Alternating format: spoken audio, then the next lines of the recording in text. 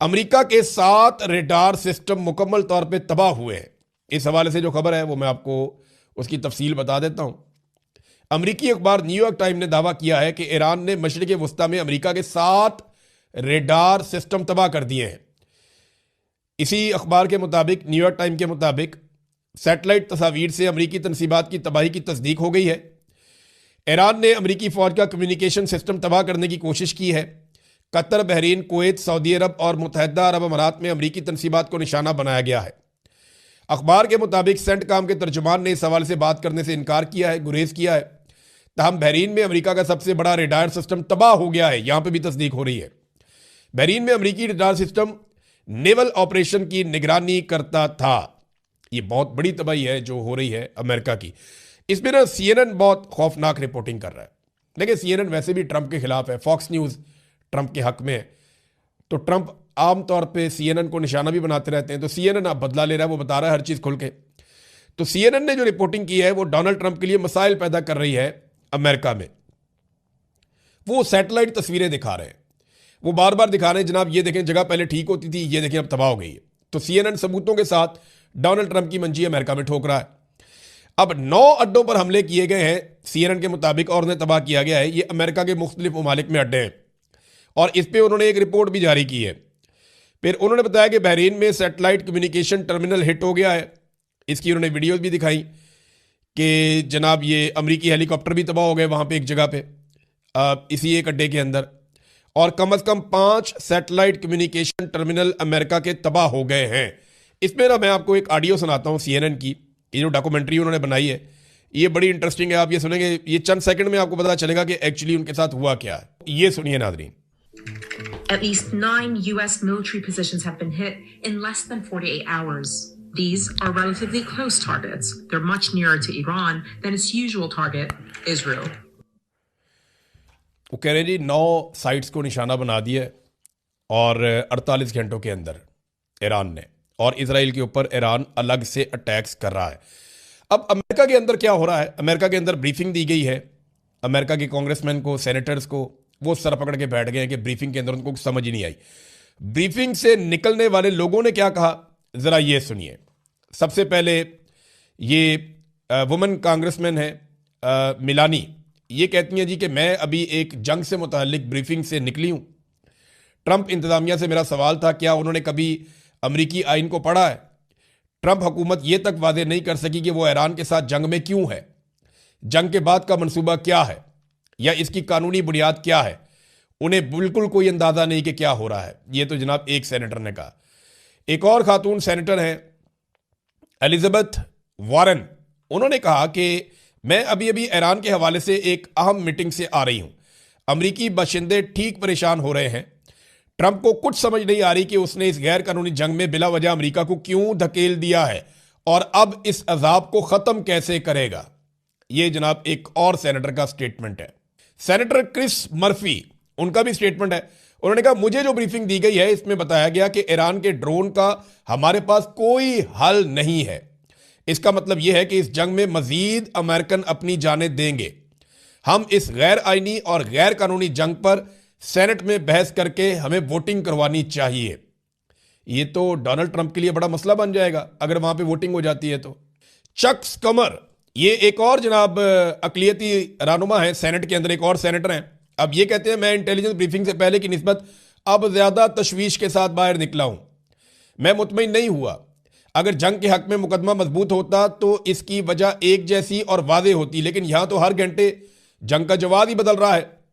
कभी रजीम चेंज, कभी जौहरी हथियार, कभी मिसाइल, कभी दिफा, कभी पेशगी हमला। आखिर असल वजह क्या है?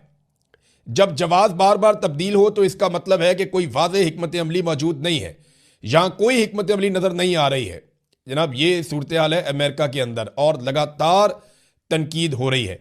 तो नादरीन ये सूरत हाल है अमेरिका के अंदर। अमेरिकन अपने सेनेटर्स को और कांग्रेसमैन को मुतमईन नहीं कर पा रहे। अमेरिकन हुकूमत के पास कोई जवाब नहीं है, कोई आईनी और कानूनी जवाब नहीं है। लेकिन डोनाल्ड ट्रंप के साथ हुआ क्या? मादुरो को उठाने के बाद डोनाल्ड ट्रंप का कॉन्फिडेंस बहुत बढ़ गया कि हम किसी मुल्क में जाएंगे वहां की क़यादत को भी उठा लेंगे। डोनाल्ड ट्रंप का एतमाद बढ़ता जा रहा था। शहबाज शरीफ जैसे लोग उनकी पॉलिश कर रहे थे और उसकी वजह से डोनाल्ड ट्रंप को लगा कि वो जो कर सकते हैं वो कोई नहीं कर सकता। और वो बहुत ताकतवर है। इसके बाद जिस तरह उन्होंने बोर्ड ऑफ पीस बनाया, उससे उनका कॉन्फिडेंस और बढ़ गया। तो नेतन्याहू ने चढ़ा के डोनाल्ड ट्रंप को ईरान से लड़वा दिया, और अब डोनाल्ड ट्रंप एक ऐसी लड़ाई में फंस गया जिसकी वजह से मिडिल ईस्ट में अमेरिका के तकरीबन तमाम अड्डे मुतासिर हो गए और अमेरिकन का वहां रहना मुश्किल हो गया और पूरी की पूरी दुनिया स्टक हो गई। और इसका कोई जवाब डोनाल्ड ट्रंप के पास इस वक्त नहीं है। जहां ईरान के लिए बहुत बड़े बड़े चैलेंजेस हैं, वहां डोनाल्ड ट्रंप भी बहुत बुरी तरह फंस गया है, और अब बचने का रास्ता सिर्फ एक ही है कि आपको पीछे हटना पड़ेगा या कामयाबी साबित करनी पड़ेगी, और कोई रास्ता नहीं है। नादरीन, आबनाए हरमज अभी तक बंद है, सिर्फ वहां से चीन का तेल जा रहा है और किसी का नहीं जा रहा। और चीन का तेल इसलिए जा रहा है कि चाइना सबसे बड़ा खरीदार है ईरान के तेल का भी। ईरान अपना 90% तेल लगभग चाइना को बेचता है, और चाइना 400 अरब डॉलर की इन्वेस्टमेंट ईरान के अंदर करने का इरादा भी रखता है। अमेरिका के अरबों डॉलर खरीज के अंदर डूब रहे हैं, जबकि खलीजी ममालिक का भी बहुत पैसा ज़ाया हो रहा है। इस वक्त तक की इतला के मुताबिक जो खलीजी ममालिक के इंटरसेप्टर्स हैं वो ख़त्म हो रहे हैं, और एक रिपोर्ट आई है द इकोनॉमिस्ट की। वो रिपोर्ट ये बता रही है कि खलीजी ममालिक जिस तेज़ी से इंटरसेप्टर्स को इस्तेमाल कर रहे हैं, इतनी तेज़ी से अमेरिका बना भी नहीं सकता। वो एक एक दिन में इतने मिसाइल दाग रहे हैं खलीजी ममालिक, सिर्फ हमलों को रोकने के लिए, जितने मिसाइल अमेरिका एक महीने में नहीं बना सकता। तो ये इस्तेमाल जो है ये किल्लत पैदा कर देगा इंटरसेप्टर्स की, और उसके बाद ये मौजूद नहीं होंगे। जब ये ख़त्म हो जाएंगे तो फिर ईरान के पास ज़्यादा फ्री हैंड होगा। और ईरान ये कह रहा है कि उसने अपने बेहतरीन हथियार को इसलिए बचा कर रखा है कि जब इंटरसेप्टर्स ख़त्म हो जाएंगे तब वो इन हथियारों का इस्तेमाल करेगा। अब नाज़रीन, थोड़ा सा आपको बताते हैं कि यूरोप क्या कर रहा है। यूरोप में ना कम से कम 3 अभी तक खड़े हो गए हैं डोनाल्ड ट्रंप के खिलाफ।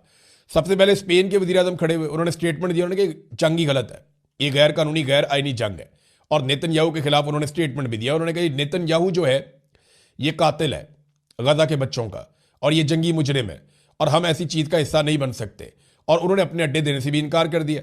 डोनाल्ड ट्रंप ने बाद में धमकी दी, जनाब हम जब चाहेंगे इस्तेमाल कर लेंगे, हमें कोई नहीं रोक सकता। और तजारती पाबंदियां भी लगा दी स्पेन के ऊपर। तो स्पेन के वज़ीर आज़म ने दोबारा जवाब दिया, उन्होंने कहा हम अपना मामला देख लेंगे, यूरोपीय यूनियन के साथ अमेरिका अपने मुआहदों की पासदारी करे। तो स्पेन तो डट के खड़ा हो गया मजबूती के साथ। दूसरी तरफ जो फ्रांसीसी सदर मैक्रोन है, उन्होंने भी इस लड़ाई की मुखालफत कर दी है। वो भी सामने आकर खड़े हो गए हैं कि जनाब ये लड़ाई ठीक नहीं हो रही और इस लड़ाई को कोई जवाब फराहम नहीं किया जा सकता। इसके अलावा सर्बिया के सदर ने भी कहा है कि ये जो इक़दाम किए गए हैं इनसे दुनिया जहन्नुम बन जाएगी अगर होश के नाखून ना लिए गए तो ये कम से कम 3 लोग खड़े हो गए हैं, और आहिस्ता आहिस्ता ऐसा लगता है कि यूरोप अमेरिका के इस एडवेंचर के खिलाफ खड़ा हो जाएगा। और नेतन्याहू ने अमेरिका को फंसा दिया एक दलदल के अंदर। अमेरिका में बेशुमार लोग अब ये बात कर रहे हैं, अवाम ये बात कर रही है, सियासतदान ये बात कर रहे हैं, उनका मीडिया ये बात कर रहा है, उनके एक्टिविस्ट ये बात कर रहे हैं कि अमेरिका को नेतन्याहू ने कंट्रोल किया और फंसा दिया, और डोनाल्ड ट्रंप एक ऐसे जाल में फंस गए हैं जहां पे अब कोई जवाब नहीं सबके सामने जाएगी। और दूसरा जो सेनेट के टिकटों की तकसीम या उम्मीदवारों का चुनाव, क्योंकि ये तो सारे आज़ाद उम्मीदवार हैं, पाकिस्तान तहरीक इंसाफ का वजूद तो नहीं है अभी तक इलेक्शन कमीशन ऑफ पाकिस्तान की मेहरबानी से, लिहाजा ये आज़ाद उम्मीदवार हैं। लेकिन पाकिस्तान तहरीक इंसाफ के आज़ाद उम्मीदवार किसे वोट डालते हैं ये फैसला जो है वो पाकिस्तान तहरीक इंसाफ ने करना था, और इमरान खान साहब ने ये फैसला करना था। वक्तन फवक्तन लोग जेलों में जाते रहे, इमरान खान साहब से मिलते रहे, और जेल में जाने वाले लोग बाहर आकर ये दावा करते थे कि जी मेरा भी सेनेट का टिकट पक्का हो गया। तो आज जो जेल से खबर आई है उसमें एक तो ये दावा किया जा रहा है कि, और ये मिशाल यूसुफजई ने खुद दावा किया कि मेरी नशिस्त जो है वो इमरान खान साहब ने पक्की कर दी है, और इमरान खान साहब ने कहा है कि मिशाल यूसुफजई जो है उन्हें सेनेटर बनाया जाए सानिया निश्तर वाली सीट के ऊपर, और बाकियों को कागजात नामजदगी उसमें जमा नहीं करवाने चाहिए थे। एक तो ये बात होगी क्लियर। और दूसरा जो है वो मिशाल यूसुफजई के लिए एक और प्रॉब्लम हो गई है, और ये प्रॉब्लम बड़ी अजीब सी है। यानी उन्होंने यहां पे इलेक्शन लड़ना है, तो आप जब कागजात नामजदगी जमा करवाते हैं तो आपके तजवीज़ कुरिंदगान और तायीद कुरिंदगान होते हैं। ये वो लोग हैं जो तजवीज़ और तायीद करते हैं कि जनाब ये हमारी तरफ से ये उम्मीदवार के तौर पर खड़ी है, अरकान असेंबली होते हैं। तो मिशाल यूसुफजई के तजवीज़ और तायीद कुरिंदगान अब वो नहीं आए। इलेक्शन कमीशन ने 1 दिन का टाइम दिया है, अब देखना यह है कि वो आते हैं या नहीं आते। अगर वो नहीं आते तो इनके लिए बड़ा सीरियस मसला हो जाएगा, उन्हें लेकर आना पड़ेगा। क्योंकि मुझे अच्छी तरह याद है कि जमशेद इकबाल चीमा साहब लाहौर से इलेक्शन लड़ रहे थे, तो उनके तजवीज़ और तायीद कुरिंदगान का एक छोटा सा इशू हो गया था, और इस बुनियाद पर इलेक्शन कमीशन ऑफ पाकिस्तान ने उन्हें इलेक्शन से ही बाहर कर दिया था। तो वो इलेक्शन से बाहर हो गए और पीपल्स पार्टी और नून लीग अकेले मैदान में रह गए थे। ये वो वक्त था जब पंजाब में पीटीआई की हुकूमत भी थी। ये वो वक्त था जब पाकिस्तान तहरीक इंसाफ जो है उनका तोती बोलता था, वहां पे इलेक्शन जीतना उनके लिए आसान था। लेकिन वो सीट पुरानी क्योंकि नून लीग की चली आ रही थी, बाद में उसी सीट से बिलावल ने और अता तारड़ ने इलेक्शन लड़ा था पीटीआई के उम्मीदवार के मुकाबले में। फिर फॉर्म 47 जो है वो जारी हुआ अता तारड़ के लिए और उन्होंने उसे हलाल भी किया काफी हद तक। तो मिसाल यूसुफजई की जो नशिस्त है वो इस हवाले से तो मुश्किल में पड़ गई है, लेकिन उनके बाद टाइम है। अब इमरान खान साहब की जो कॉन्सेंट एक मिली है तो उसके बाद ऐसा लगता है कि शायद उनकी मुश्किल आसान हो जाएगी। तो इमरान खान साहब ने जेल में जो दो चीजें उनके सामने रखी गई, एक तो एहतजाज की तारीख, तो उस पर अलीमा खान ने कहा जी उनको तो पता ही नहीं था और अभी पता चला है 90 दिन का मामला। मैं उसके साथ बिल्कुल शामिल नहीं हूं। हम तहरीक चलाएंगे, खान साहब के अहकामात के तहत जो है तहरीक चलाएंगे। तो एक तो जो पार्टी के अंदर जो इख्तलाफात पैदा हो रहे थे, इस पे इमरान खान साहब ने बड़ा सख्त एक मौकिफ दिया है और उनका जो मौकिफ है वो अब छप भी गया मुख्तलिफ जगहों पे, सोशल मीडिया पे। इमरान खान ने कहा कि लाहौर में इजलास को लेकर पार्टी में इख्तलाफ जानबूझकर पैदा किया जा रहा है, जाती इख्तलाफात खत्म करें और सारा फोकस तहरीक पर रखें। इमरान खान ने जो है वो अलीमा खान ने यह बात की, इमरान खान की दूसरी बहनें भी वहां मौजूद थी। उन्होंने कहा कि इमरान खान ने आज 2 पैगाम दिए हैं और कहा है कि उनके साथ और बुशरा बीबी के साथ जुल्म हो रहा है। मेरे टीवी और अखबारात बंद किए हुए हैं, सुपरिटेंडेंट जेल और कर्नल साहब ने इंसानी हकूक खत्म किए हुए हैं, मेरे साथ हुए सलूक का हिसाब होना चाहिए। यह सब एक शख्स के कहने पर किया जा रहा है। अच्छा, इस हवाले से इमरान खान साहब का एक स्टेटमेंट भी है, वो उनकी बहन ने जो बताया, उन्होंने कहा बड़े सख्त अंदाज में इमरान खान साहब ने यह बात की है। तो जरा ये सुन लें कि इमरान खान ने अपनी बहन को क्या कहा कि कौन जिम्मेदार है, ये देखें आप।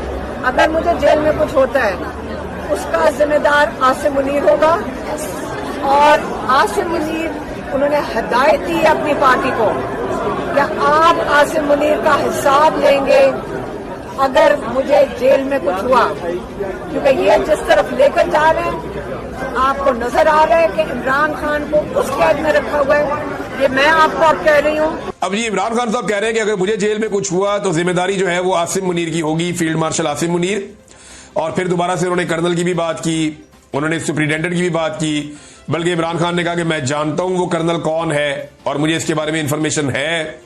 फिर भी बता रहे हमसे हमारी सहूलियात वापस ले ली गई है और लगातार परेशान किया जा रहा है। इमरान खान साहब की बॉडी के ऊपर जो मैस है, जो गोश्त होता है या जो मसल्स होते हैं वो कमजोर हो रहे हैं, क्योंकि अब उन्हें वो जेल के अंदर बाहर निकलने की और ज्यादा वॉक करने की या वर्जिश करने की इजाजत नहीं है। तो एक आदमी को आप अकेला रखे, छोटे से सेल में बंद रखे, तो अल्टीमेटली उसके जिस्म का गोश्त कम होना शुरू हो जाता है। और ये मैंने प्रैक्टिकली खुद इसको मेरा अपना इस पे एक एक्सपीरियंस है। मेरा 30 किलो के करीब वजन कम हो गया था लगभग, तो जब मुझे कैद में डाला हुआ था। तो ये बड़ी तेजी से वजन गिरता है अगर आपको बाहर ना निकाले। मुझे तो 1 मिनट भी बाहर नहीं निकाला। मैं तो जहां पहले दिन अंदर गया मुझे वो अंदर ही रखते थे, बाहर निकालते ही नहीं थे। तो एक दफा भी बाहर नहीं निकाला, सवाए इसके कि जब छोड़ा मुझे तो वो वजन वाकई कम होता है। आपको खाना भी मिले फिर भी आपका वजन कम होता है, क्योंकि आपके पास मसल को आप हरकत नहीं दे रहे होते, वर्जिश करने का आपको मौका नहीं मिल रहा होता या वॉक करने के लिए आपको जगह नहीं मिल रही होती। तो फिर ये आपके साथ होता है। बहरहाल ये इमरान खान साहब ने कहा, पैगामात ये है कि पार्टी के अंदर जो इख्तलाफात है उन्हें खत्म किया जाए। लाहौर के अंदर जो हुआ उसको इन्होंने खुशाइन करार दिया। मिर्जा अफरीदी के हवाले से कोई क्लैरिटी जेल में से नहीं आई। कुछ लोग ये दावा कर रहे हैं कि इमरान खान साहब ने मिर्जा अफरीदी का जो टिकट है उसको कंफर्म कर दिया। कुछ लोग ये दावा कर रहे हैं, कुछ लोग इसके बारे में कुछ नहीं कह रहे। अच्छा, जो लोग दावा कर रहे हैं उनके अकाउंट्स को अगर आप देखें तो वो पहले भी थोड़ा सा मिर्जा अफरीदी को सपोर्ट करते रहे, तो वो पैसे वाला आदमी है, सपोर्ट तो उसे मिल ही जाती है। लेकिन यहां पे एक चीज और बड़ी अजीब है। इमरान खान साहब ने जेल में मुख्तलिफ लोगों को बार बार यह कहा कि आप भी सेनेट के उम्मीदवार हैं, आपको भी बना सकते हैं, आपको भी बना सकते हैं, या आपको बनाएंगे या तुम्हें चलो सेनेट में एडजस्ट कर देंगे। अब वो ये करते करते वो बंदे हो गए हैं ज्यादा और सीटें रह गई हैं कम। अब इस वक्त जो पोजीशन है वो ये है कि 7 नशिस्तें हैं सेनेट के अंदर जो जनरल नशिस्तें हैं, उनमें से पीटीआई को 6 जीतनी चाहिए थी, लेकिन फिर मखसूस नशिस्तों वाला मामला आ गया। अब भी पीटीआई अगर मैनेज कर ले तो वो